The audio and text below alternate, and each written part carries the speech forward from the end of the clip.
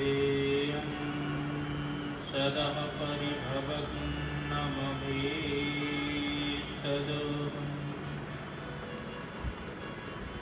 तीर्थास्पदं शिवविरञ्जनतं शरण्यं भृत्यार्तिहं प्रणतपालभवाब्धिपोतम्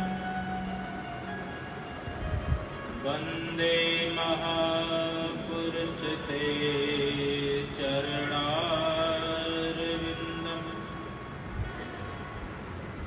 वंशी विभूषितकरानवनीरदाभ पीताम्बरः दर्ढबिम्बफलाधरुष्टा पूर्णेन्दुसुन्दरमुखाधरविन्दनेत्रा कृष्णात् परं किमपि तत्त्वमहं न जाने नारायणं नमस्कृत्यं नरं चैव नरोत्तमं देवीं सरस्वतीं व्यासं ततो जयमुदीरयेत्। भक्ति भक्त भगवन्ते गुरु चतुरे नाम बपुएक इनके पग बंधन के सुनाशत विघ्न अनेक सब द्वार निको छोड़ के आयो होते रहे द्वार हे यशोमति के लाडले जरा मेरी ओर निहार आये हनुमंत विराजिए कथा कहूँ मति अनुसार प्रेम भरी गाधीधर शुभिराजिए पवने कुमार शुभिराजिए पवने कुमार।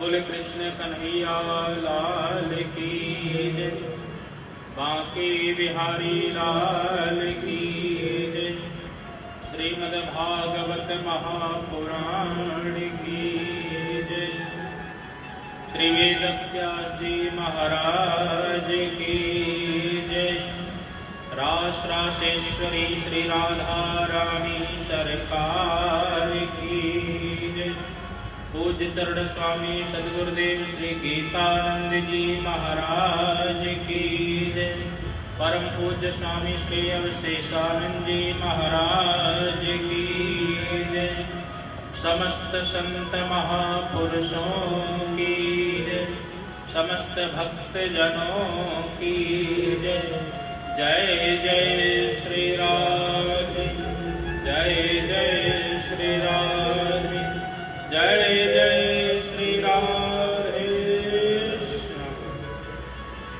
परम मंगलमय परात्पर अकारण करुणालय भक्त वांछा तदिंदित विनिंदित श्री बालकृष्ण लाल के पाद पद्मों में प्रणाम करते हुए आए हुए समस्त भगवत चरणानुरागी भक्त वृंद श्रोत्र वृंद एवं मातृवती माताएं हैं, आप सबके हृदय में विराजमान परमात्मा के चरणों में प्रणाम करते हुए श्रीमद्भागवत महापुराण के माध्यम से आज के सत्संग सर्ता को आगे बढ़ाने का प्रयत्न करेंगे। जिस सत्संग सर्ता को सुनने का केवल और केवल अधिकार भगवान ने मानवों को ही दिया है। और जिसके श्रवण मात्र से जीव को परम आनंद भी प्राप्त होता है। तो आइए प्रसंग पर आते हैं। तो कल भगवान का हम सब लोगों ने धूमधाम प्राकट्योत्सव मनाया। भगवान का प्राकट्योत्सव हो चुका। नंद बाबा आज बहुत प्रसन्न हैं, यशोदा माता भी बहुत प्रसन्न है। समस्त नंद गांव के जितने भी लोग हैं उनके हर्ष का उल्लास है। नंद बाबा ने जैसे ही समाचार पाया तो समाचार पाकर के तुरंत विप्र ब्राह्मणों को बुलाया। आहूय विप्रान् वेदज्ञान स्नाता शुचिलंकृतः। बड़े बड़े वेद पाठी ब्राह्मणों को बुलाया। ब्राह्मण आए तो ब्राह्मणों ने क्या किया? बोले वाचेत्वा तु स्वस्तयेन जात कर्म मजस्वै कार्यामासि विधिवत् पितृदेवार्चनं तथा। सभी ब्राह्मण आए। ब्राह्मणों ने आकर के सर्वप्रथम स्वस्थ वाचन किया।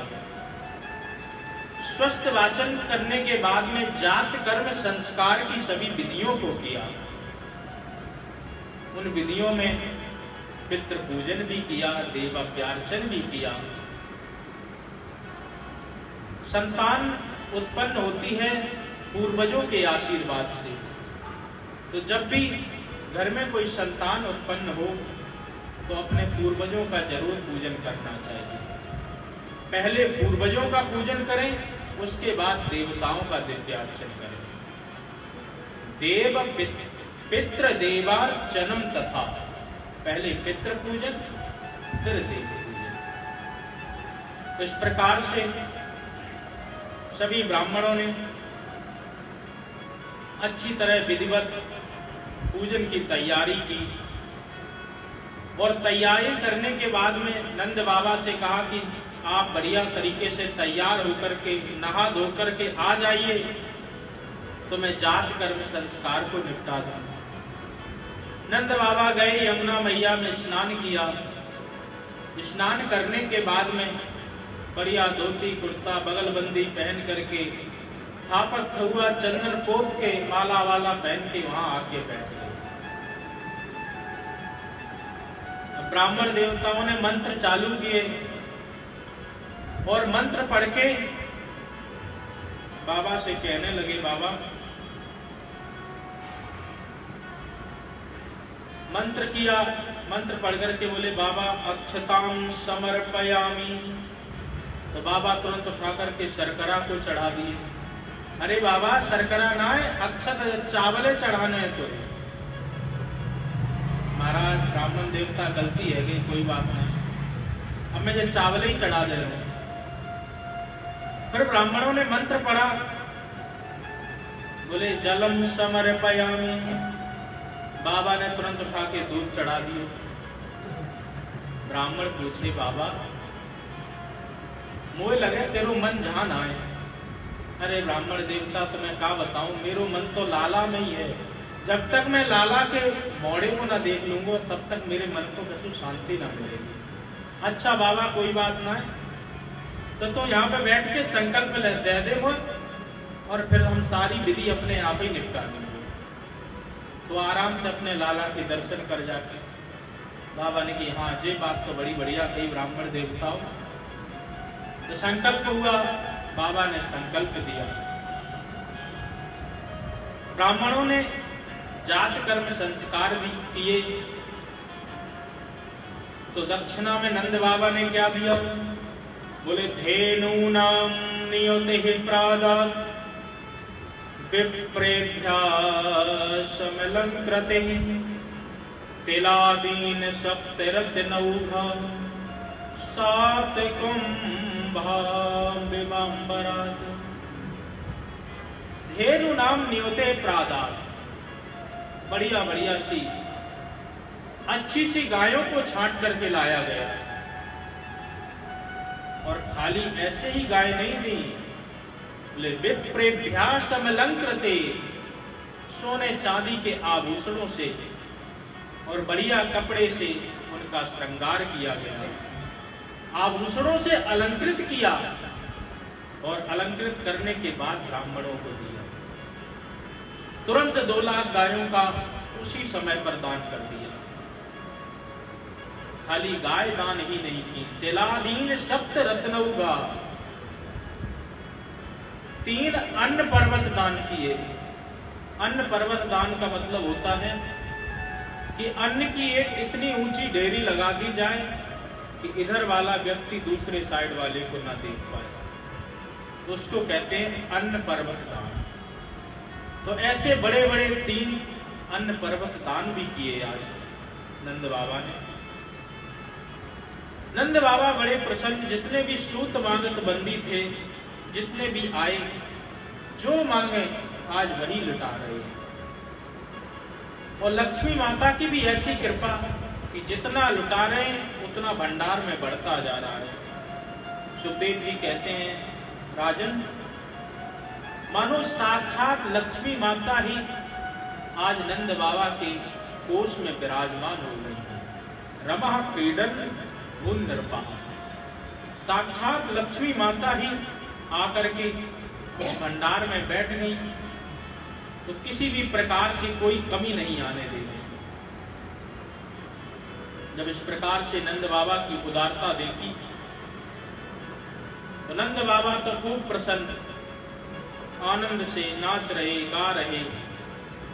नाचते ही गाते, उत्सव मनाते मनाते नंद बाबा ने कहा सभी अपने ग्वाल वालों से कि लाला में नंद उत्सव में इतनो मगन है गयो कि मुझे तो एक बड़ी भयंकर गलती है गई। बोले क्या हुआ बाबा? बोले इस बार का इनकम टैक्स देना ही भूल गया। कंस को हर वर्ष में जो कर दिया जाता था वो इस बार का इनकम टैक्स उसको दिया ही नहीं। तो आप सब अच्छी तरह उत्सव मनाओ, मैं अभाल जाऊं और कंस को कर दे करके तुरंत वापस आ जाऊं। तो आज नंद बाबा सभी ग्वालों को अपने नंद गांव को सौंप करके आगे चले। गोपान गोकुल रक्षायाम निरूप्य मथुरांगतः नंदः कंसस्य वार्षिक्यं करम दातु कुरुदवः। हे राजन, गोपान गोकुल रक्षायाम, अपने गोकुल की गोप ग्वालों को रक्षा सौंप करके नंद बाबा आज कंस को कर देने के लिए चले गए। नंदा कंसस्य वार्षिक्यम, वार्षिक कर देने के लिए जैसे ही चले तो बीच में रास्ते में वसुदेव जी मिल गए। जब वसुदेव जी मिले तो कहने लगे, नंद बाबा आप यहाँ पे कहाँ डोल रहे हो?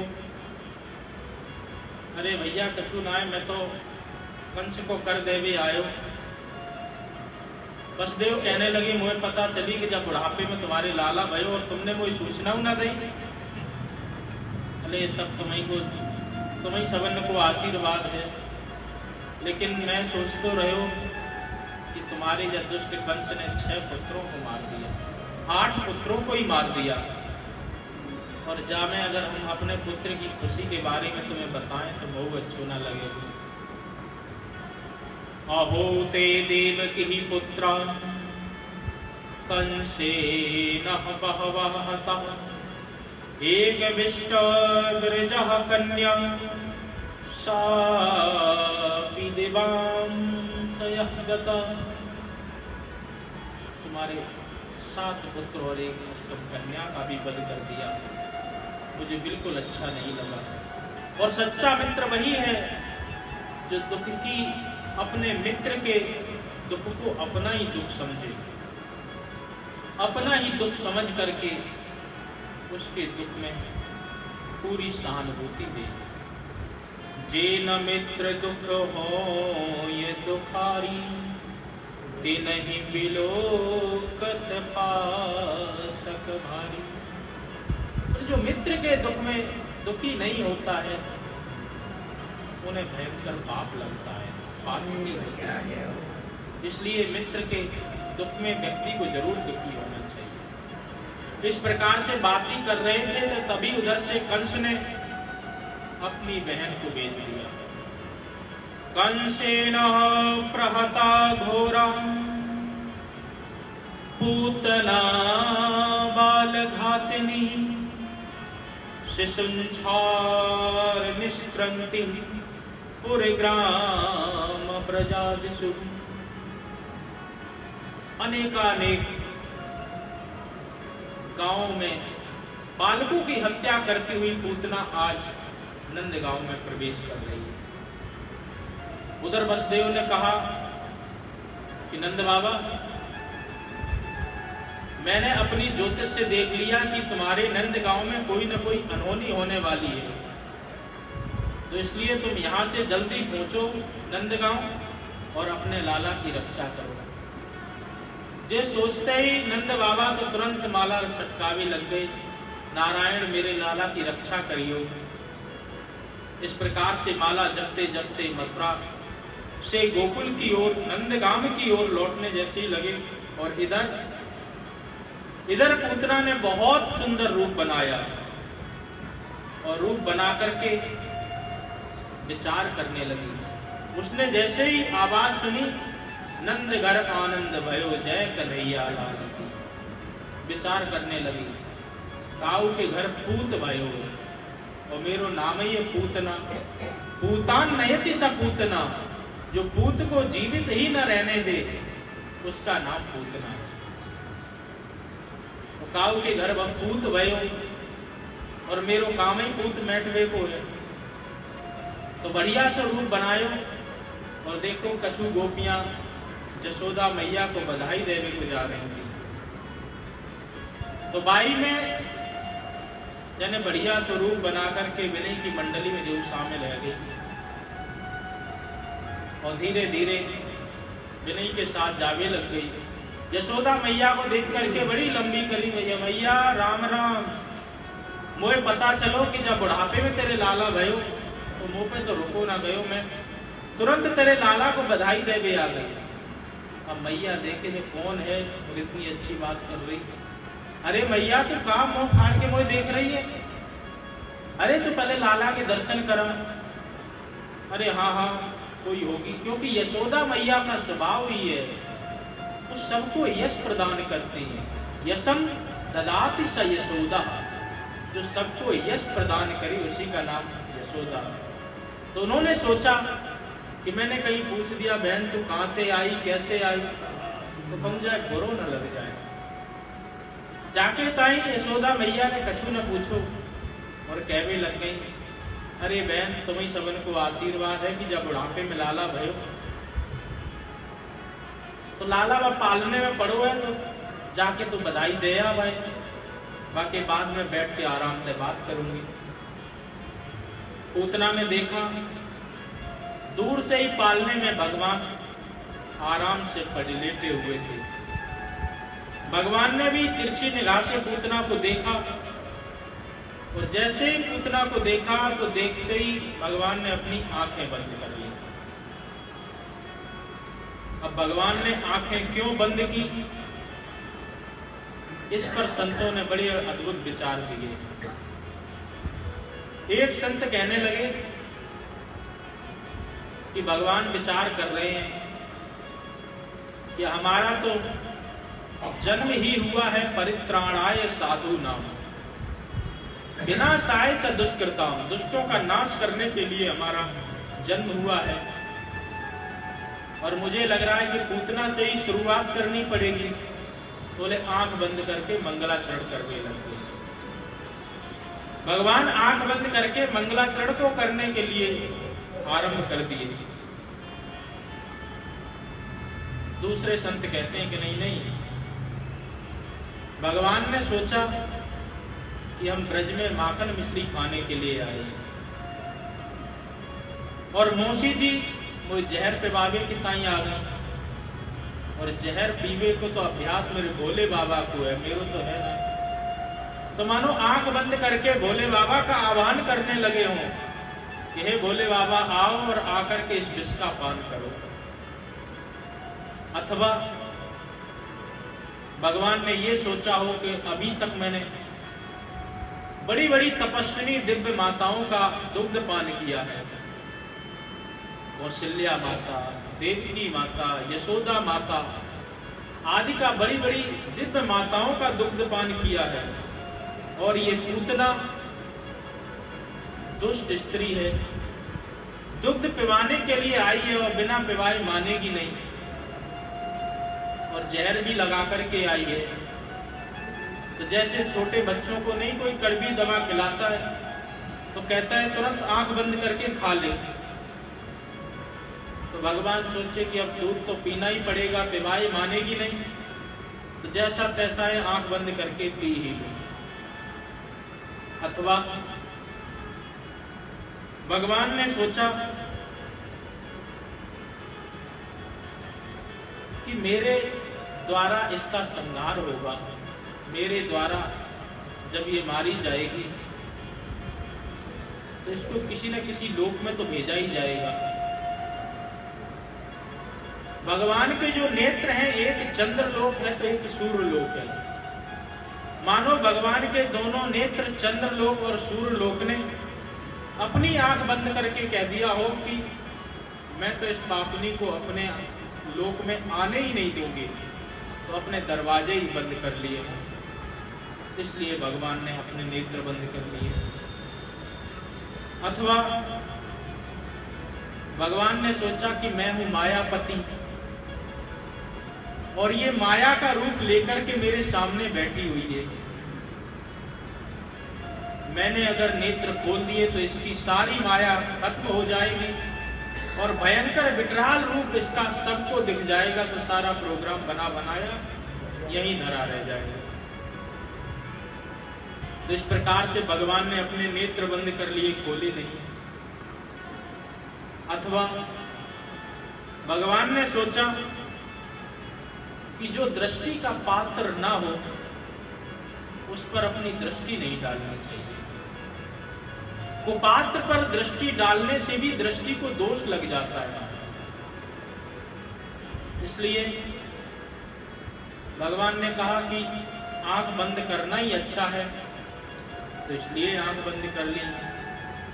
वेद भगवान भी कहते हैं भद्रम कर्णेभिः शृणुयाम देवाः भद्रम पश्येमाक्षभिर्यजत्राः। आंखों और कान को बड़ा संभाल करके रखना चाहिए। आंख से ही जीव का मन बिगड़ जाता है। किसी लंपट पुरुष की बातें सुनो तो कान से भी मन बिगड़ जाता है कई बार।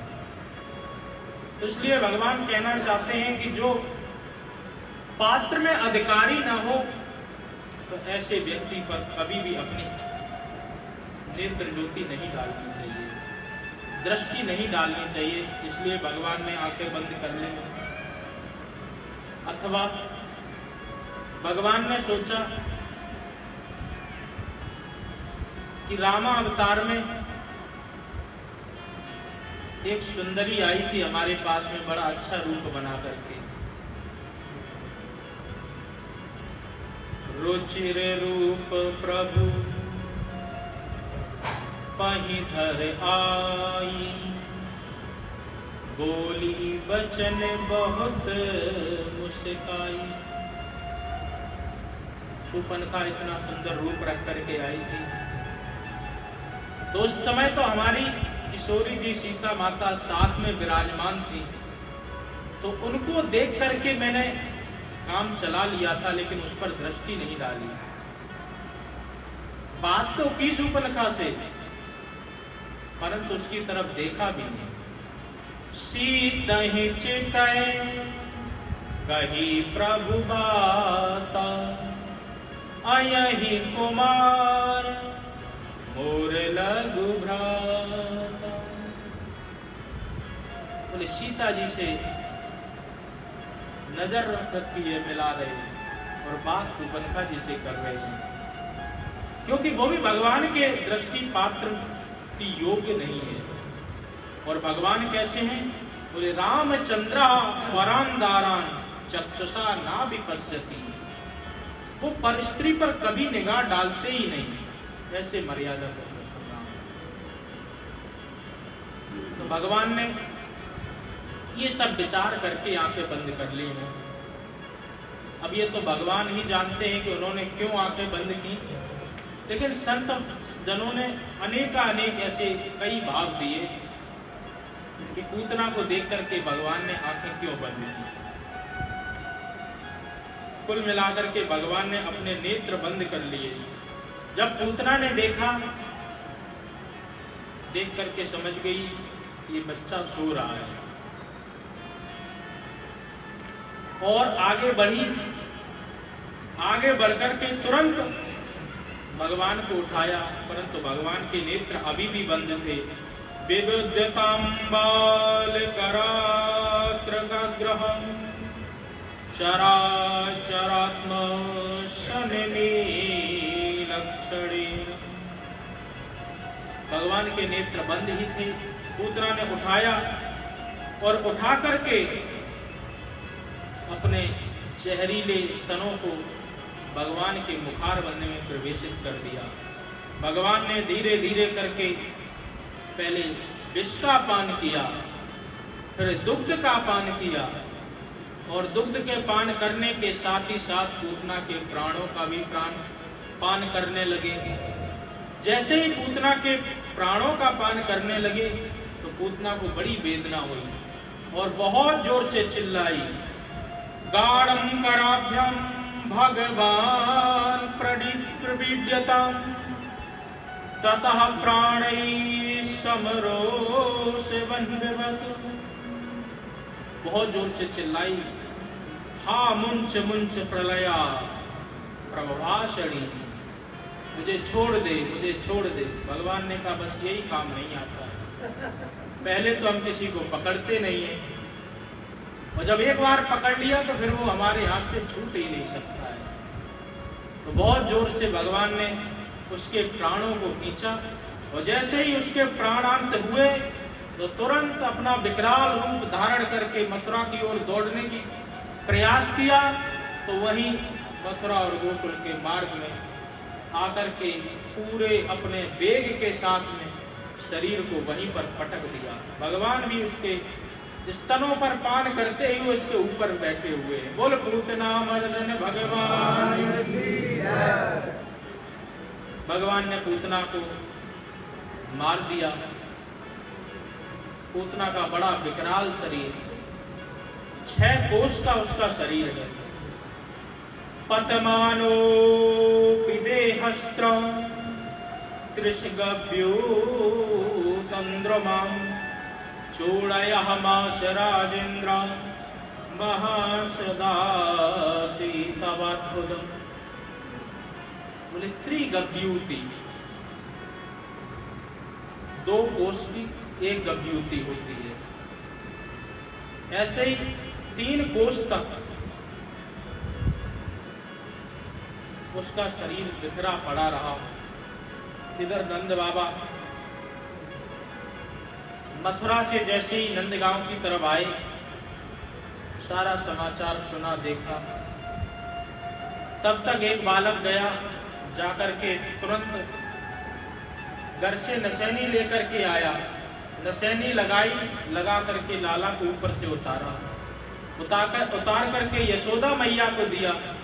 यशोदा मैया पूछने लग गई कहाँ था ये, तो बताया ये तो पूतना के ऊपर बैठा हुआ था। यशोदा मैया कहने लगी ये तो जो है इसने मुर्दा को छू लिया है, अब तो इसका पवित्रीकरण करना पड़ेगा। उधर नंद बाबा भी कहने लगे कि हमारो भैया पक्को ज्योतिषी है वसुदेव, उसने मुझे जाते ही कह दिया था कि कोई ना कोई अनहोनी घटने वाली है, जल्दी जाओ। तो वे तुरंत भगवान का नाम लेते हुए आए, और आते ही भगवान ने, आज नारायण ने मेरी पुत्र की रक्षा कर दी। अब पूतना मरी पड़ी है, भगवान यशोदा मैया के गोद में आ गए। अब सोचने विचारने लगे कि पूतना मरी कैसे। तो एक बालक दौड़ते दौड़ते आया, बोले मैया मैं बताऊं, जी अपने लाला को लेके मथुरा की तरफ जा रही और एक ईंट को जाके ठोकर लगी होगी सो गिर गई। दूसरे बोलो चौरेदारी के, अगर ईंट की ठोकर लगती तो मौके पर गिरती, अरे ये तो सीधी पड़ी है।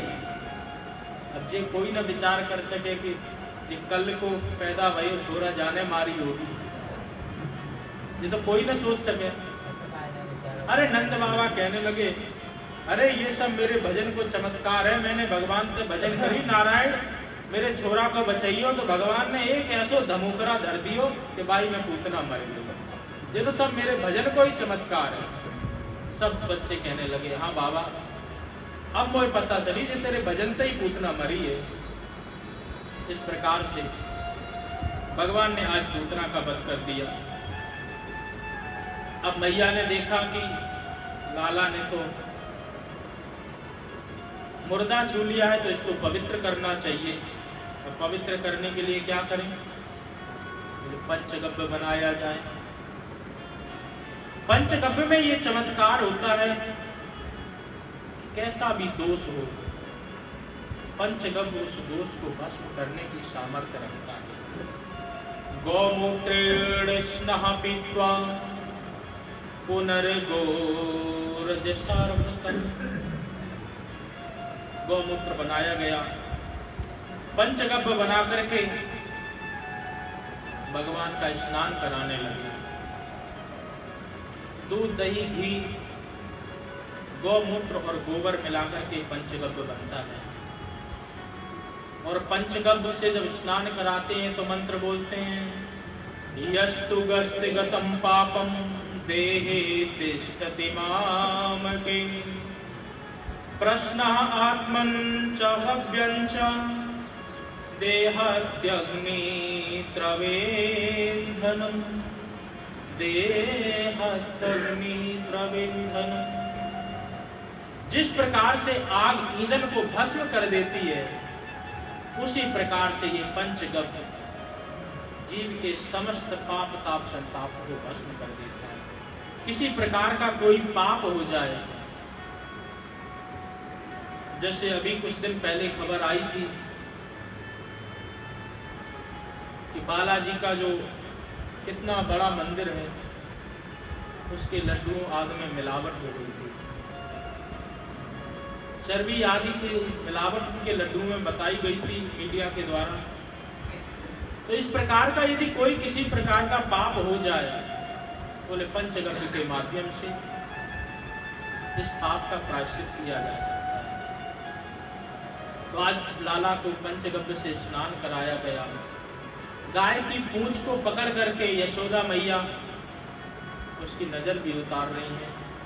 इंद्रियाणि हृषिकेशः प्राणान्नारायणो पतु, श्वेतदीप्तपदिश्चित्तं मनोयोगेश्वरो वपु। मैया भगवान के नाम से आज भगवान का ही धारणा कर रहे हैं। सूर्य कहते हैं, सुखदेव जी कहते हैं, देखो राजन कैसी परमात्मा की लीला है। आज अपने नाम से ही अपना झाड़ा करवा रहे हैं। तो जैसे तैसे करके लाला को शुद्ध किया गया। अब सभी ग्वाल बाल नंद बाबा से कहने लगे, बाबा पूतना तो मर गई, परंतु जो मथुरा और गोकुल को रास्तों जाम करके चली गई। 6 कोष का इसका विग्रह, इतना बड़ा शरीर, और उस शरीर से पूरा रास्ता जाम हो गया, तो क्या किया जाए। नंद बाबा बोले, अरे अपने घर से कुल्हाड़ी फरसा लेके आओ और काट काट के जाए, एक जगह पे लगाओ, जितने पेड़ पौधा गिरे टूट टूट के बिनऊ जाए धर के, यहीं पे आग लगा के फूंक फाक दो। जैसा नंद बाबा ने कहा वैसे ही सभी ग्वाल वाल आए कुलाड़ी फरसा लेकर के आए। पूतना के हाथ पैर काट काट करके एक जगह ढेर लगाया। उसके मरने पर जब वो गिरी, जितने पेड़ पौधे टूट गए थे उन पेड़ पौधों को भी रखा, और रख करके जैसे ही आग लगाया तो दह्यमानस्य देहस्य धूम्राश्च गुरुसौरभम्। जैसे ही आग लगाई तो एक बड़ी सुगंध वहां पर प्रकट हुई, जिससे पूरा गोकुल गांव महक उठा।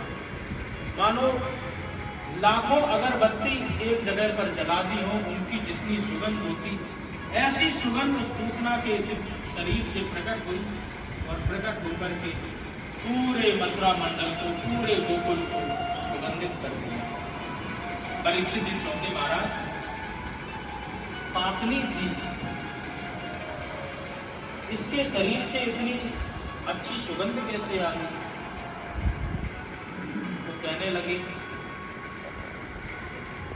कि मैं मानता हूं पापनी थी। पूतना लोक बालग्नि राक्षसी रुद्रासना जिघांसया विहरै स्तनं दत्त्वा पिशद्गतिम्। बोले पापी तो थी, परंतु जो मरने पर परमात्मा के नाम को मात्र ले लेता है तो उसका ऐसे ही कल्याण हो जाता है। और जिसने अपने अंत समय पर भगवान को अपने हृदय से लगा करके प्राण त्यागे हो, तो उसको क्या तुम पापी कहोगे?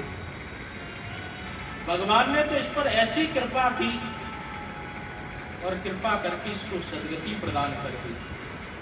भगवान किसी के दोषों को बहुत ज्यादा नहीं देखते।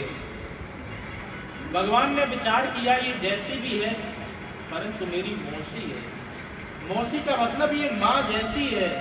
तो लेभे गतिम धात्र्युचिताम ततोन्यम कम्बा दयालुम शरणम ब्रजेमा। उनके जैसा कौन दयालु है, कौन कृपालु है, न जाने कौन से गुण पर दया निधि जाते। वो किसी के गुण अवगुणों को नहीं देखते, और भगवान जब कृपा करना चाहते तो कर ही देते। त्वया एतद् पूजनः मोक्षो कृष्णस्याशिगबन्धुतं श्रृणया श्रद्धया मर्तो गोविन्दे लभते रतिम्।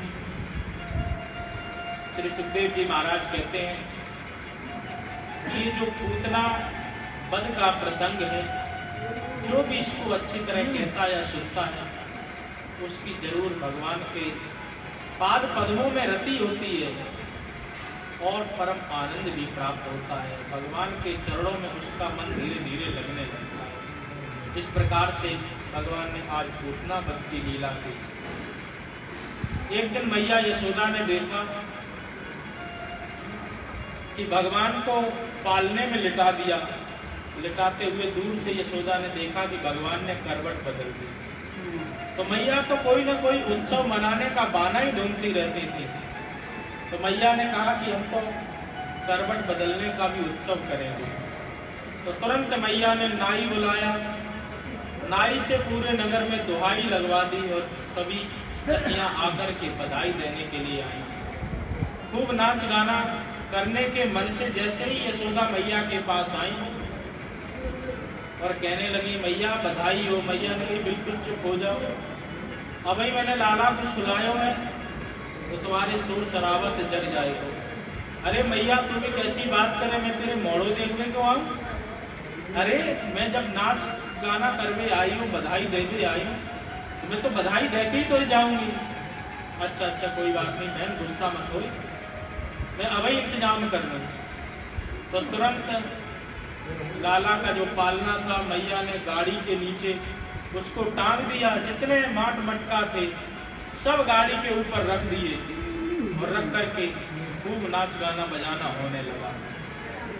नाच गाना होने से भगवान की जैसे ही आँख खुल गई, तो खुलते ही देखा अच्छा मेरा ही उत्सव हो रहा और मुझे पूछा नहीं जा रहा।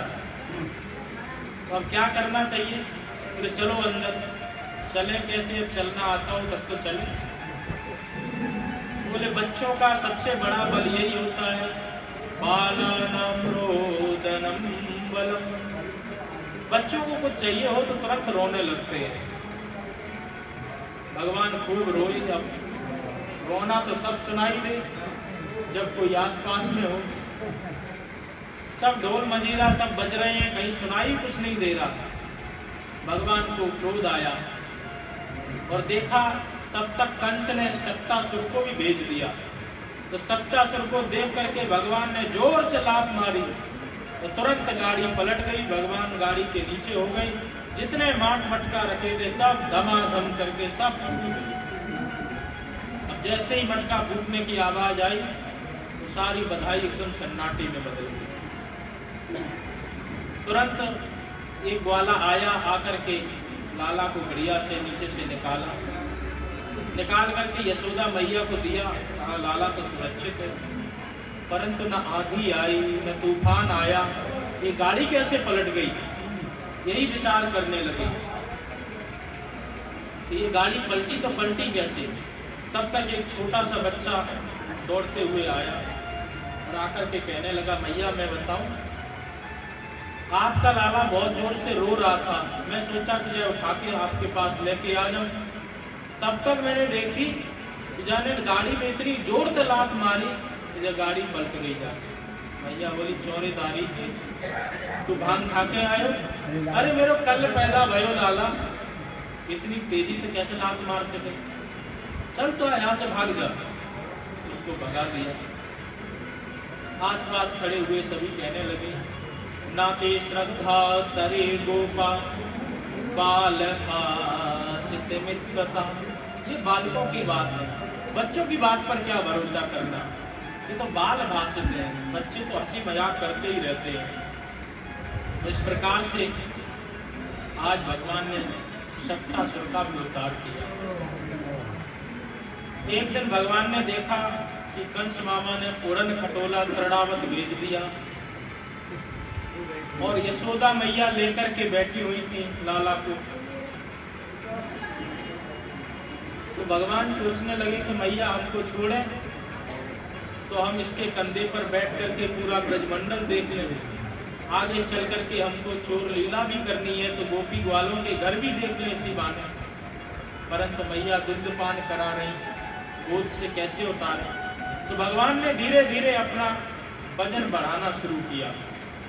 जैसे ही वजन बढ़ाया तो यशोदा मैया सोचने लगी गिरमाणम शिशोरुन नाशोहे गिरकूटवत भूमौ निधाय तम गोपी विस्मिता भार पीड़ता।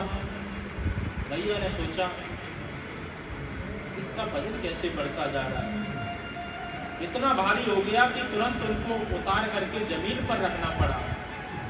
विचार करने लगी, बोले हाँ मैं 2 घंटे से बैठी बैठी जाए दूध पिवा रही जाए के ताकि जाको वजन बढ़ गयो। अब बताओ बच्चा का वजन दूध पीने से बढ़ता। मैया है, मैया के मन को भा गई और मैया जैसे ही उतार करके अंदर काम कुछ करने के लिए चली गई। इधर तृणावत को समय मिल गया तो तुरंत भगवान को उठाया और उठा करके तूफान के बड़े वेग में आया और आकर के समस्त ब्रजमंडल में घूमता रहा। भगवान भी उसके कंधे पर बैठ करके सारे ब्रजमंडल को देखते रहे। जैसे ही मथुरा की ओर गया तो भगवान ने अपना भार बढ़ाना चालू किया, उसकी गर्दन को दबाया, वजन को बढ़ाया। तुरंत तृणावत देख करके घबराया कि जल्दी जल्दी में कहीं पत्थर तो नहीं उठा लाया। तुरंत मुड़ मुड़ के पीछे देखे, भगवान ने कहा लोग पत्थर में भी हमारे दर्शन करते हैं और तू हमें लेकर के आया पत्थर समझता है। चल तेरा सर ऐसे ही पत्थर पर पटकूंगा चल के। तमंत छार पततम शिलायम विशीर्ण सर्वा वयवम करालम। जोर से बड़े वेग से भगवान ने उसका सर एक बड़ी शिला पर पटक दिया। तृणावत का भी गोविंदाय नमो नमः। आज तृणावत का भी उद्धार हो गया। तृणावत छटपटाता हुआ मर गया। यशोदा मैया ने तुरंत अपने लाला को उठाया और उठा करके विचार करने लगी, न आंधी आई न तूफान आई, ये क्या हो रहा है, लगता मेरे लाला की ग्रह दशा ठीक नहीं है, किसी न किसी ज्योतिषी से इसको दिखाना पड़ेगा। यही विचार करके एक ज्योतिषी को मैया ढूंढने के लिए जाएंगी। नंद बाबा से कहेंगे कल किस प्रकार से गर्गाचार्य जी आएंगे और आकर के भगवान के नामकरण की लीला करेंगे, चोर लीला भी करेंगे। तो उन सब का वर्णन कल आपको ठीक समय पर मिलेगा। अभी आप सबके भोजन का समय हो रहा, तो यहीं पर मैं अपनी वाणी को विश्राम देता हूँ। जय घोष के साथ बोल बांके बिहारी लाल की जय, बाल कृष्ण भगवान की जय, पूतना मर्दन भगवान की जय, बांके बिहारी लाल की जय, श्री गीता बिहारी लाल की जय, श्री सद्गुरुदेव महाराज की जय, सच्चिदानंद भगवान की जय, श्री राधा रानी की जय, समस्त संत महापुरुषों की जय, समस्त भक्त जनों की जय, पूज्य चरण सद्गुरुदेव स्वामी श्री गीतानंद जी महाराज की जय, परम पूज्य स्वामी श्री अवशेषानंद जी महाराज